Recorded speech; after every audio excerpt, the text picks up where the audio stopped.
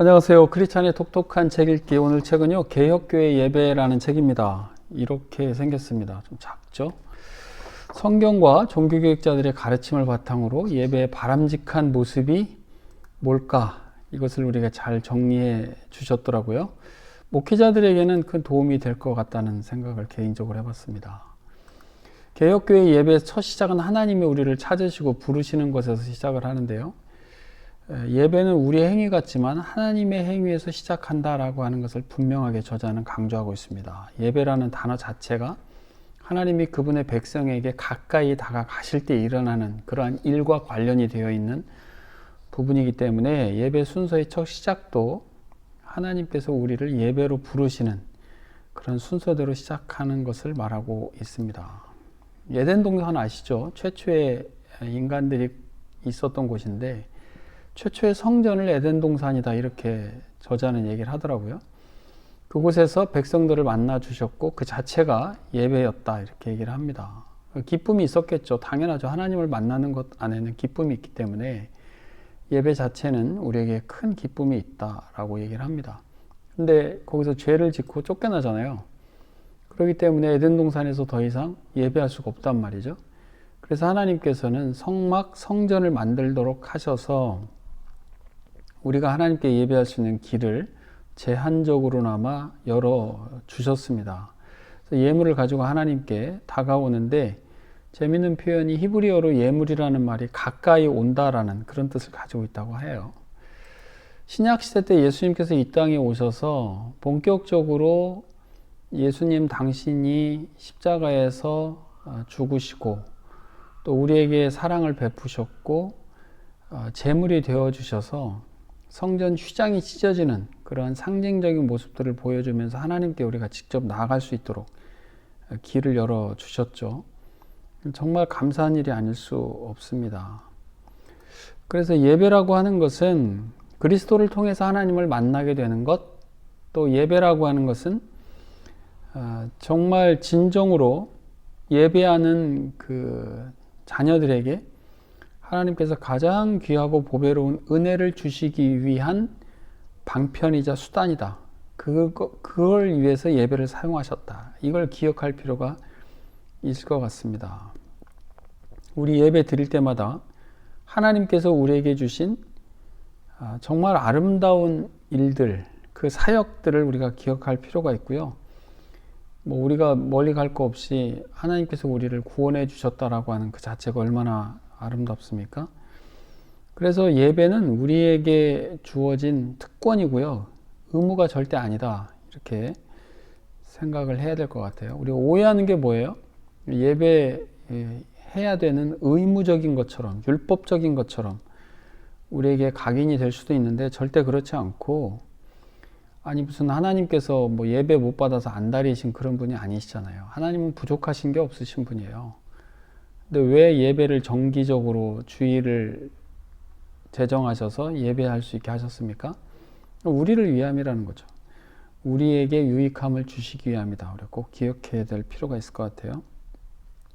그래서 예배하러 나갈 수 있다는 것 자체가 정말 구원받은 우리에게 주시는 하나님의 그 은혜다. 우리 꼭 기억하시고 예수님을 우리의 구원자로 믿고 또 그 믿음만 가지고 은혜의 보좌, 예배의 자리로 나가는 우리가 되면 좋겠다 생각을 듭니다. 이 예배의 자리에서는 말씀과 성례를 통해서 우리에게 은혜를 주시는데 이것을 은혜의 방편이라고 그래요.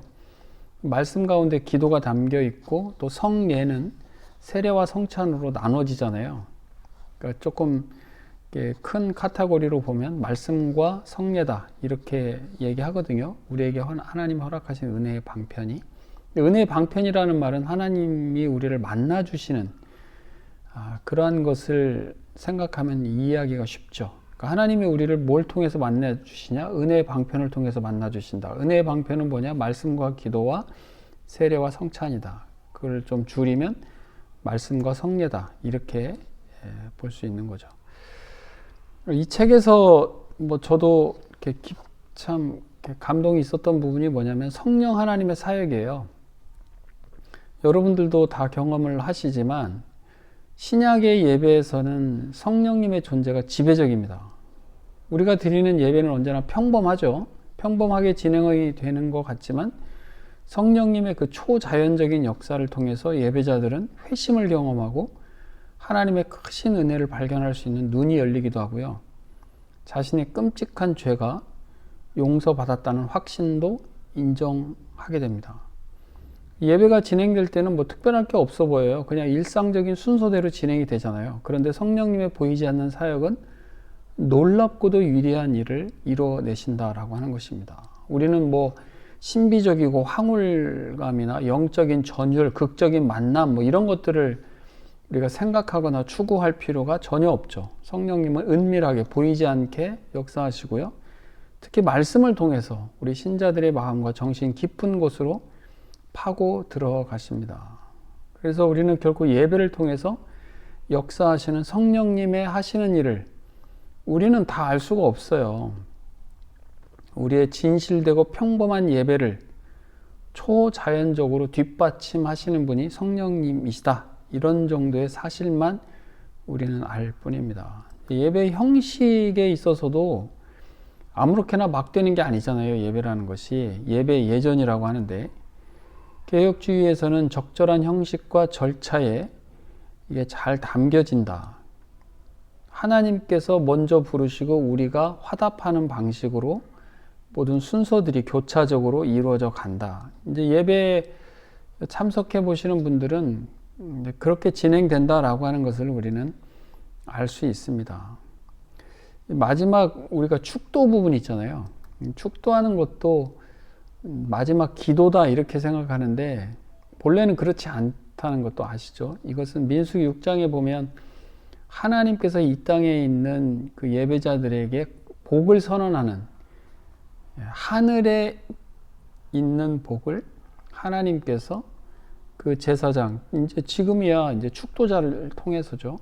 그 축도자를 통해서 예배자들에게 이러한 복을 허락하신다라고 하는 것을 선언해주는 그런 것입니다. 기도는 우리가 하나님께 드리는 거잖아요. 근데 축도는 안 그래요. 반대입니다.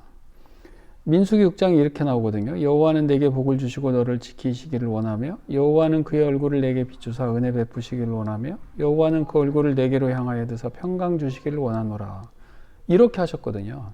이게 이제 신약시대 때 와서는 고린도후서 13장 13절 말씀으로 축도를 하는데 그 내용은 우리의 기도가 아니라 하나님이 우리에게 복을 허락하시는 그 선언이다. 우리가 이렇게 이해하시면 될 것 같습니다.